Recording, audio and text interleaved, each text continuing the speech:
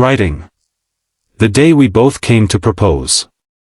The woman standing on my doorstep was holding a ring box in one hand and covering her mouth with the other, as if she had just seen a ghost. I was standing inside the doorway holding my own ring box, completely frozen. For several seconds, neither of us moved. We simply stared at each other, realizing the impossible truth at exactly the same moment. We had both come to ask the same question. Her name was Emma, and for the past 6 years, she had been the person I trusted more than anyone in the world. We had met in college when she accidentally took my seat during an orientation lecture and then spent the next hour insisting that I had taken hers. What started as an argument became a friendship, and that friendship slowly became the safest part of both our lives.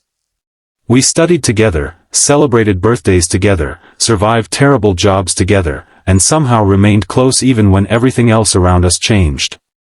But there was one thing we never talked about directly. Feelings. The possibility that our friendship might be something more. We were both too afraid that saying it aloud would destroy the one relationship neither of us could imagine losing. Before we continue, if you believe in kindness, second chances, and the idea that sometimes the right person is closer than we realize, please like this story, share it with someone who needs a little hope, and subscribe to the channel for more emotional stories. A year earlier, Emma had moved to another city for work.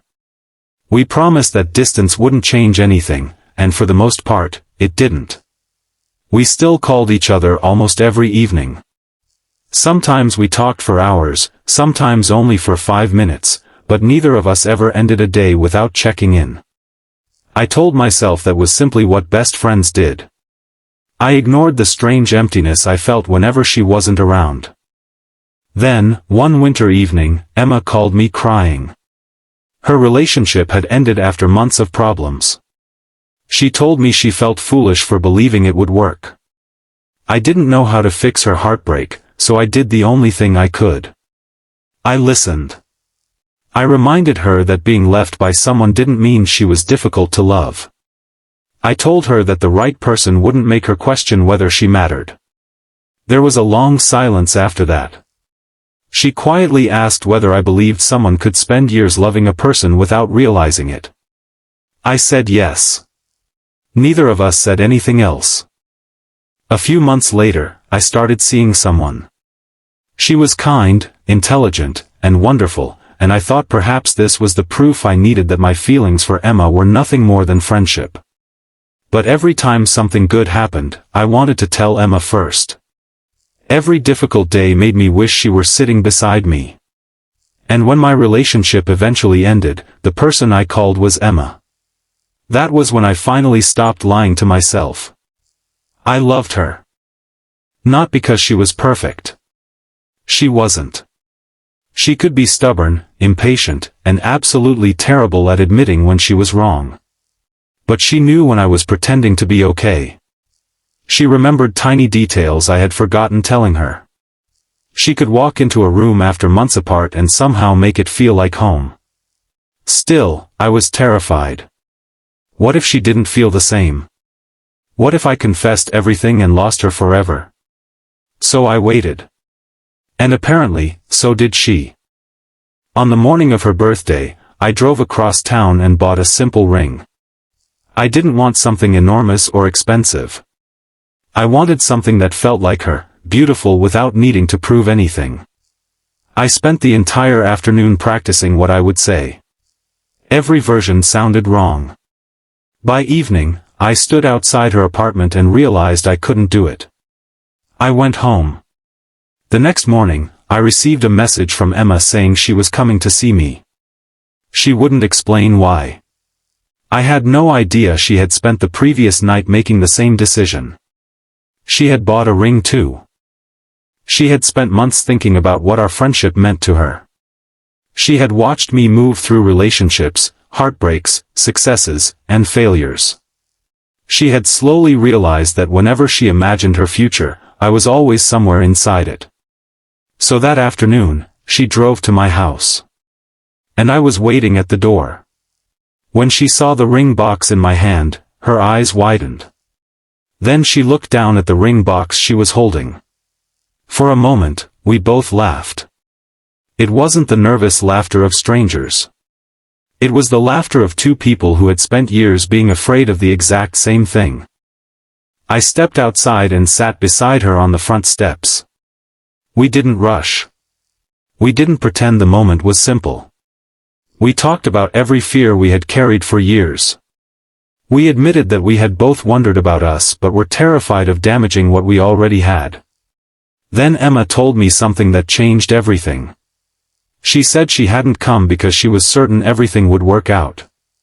She had come because she finally understood that not knowing was worse than taking the chance. That sentence gave me the courage I had been missing. I told her that I didn't want to choose her because I was afraid of being alone. I wanted to choose her because life had already shown me what it felt like to have her beside me, and I couldn't imagine building a future without that friendship, trust, and understanding. She smiled through her tears. Then she opened the ring box. I opened mine too.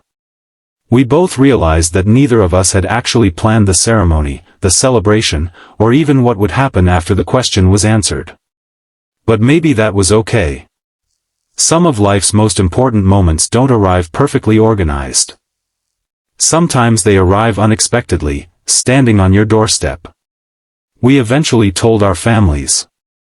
Some were surprised. Others admitted they had suspected it for years. Emma's mother laughed and said that everyone except the two of us had apparently known what was happening. Our wedding months later wasn't extravagant. We didn't need a ballroom filled with strangers. We wanted the people who had watched us grow, struggle, fail, and find our way back to each other. Before the ceremony began, Emma and I stood apart, waiting for the moment when we would finally walk toward each other. And I realized something. The ring hadn't changed our relationship. The wedding hadn't changed it either. The only thing that changed was that we finally stopped being afraid of calling our love by its real name.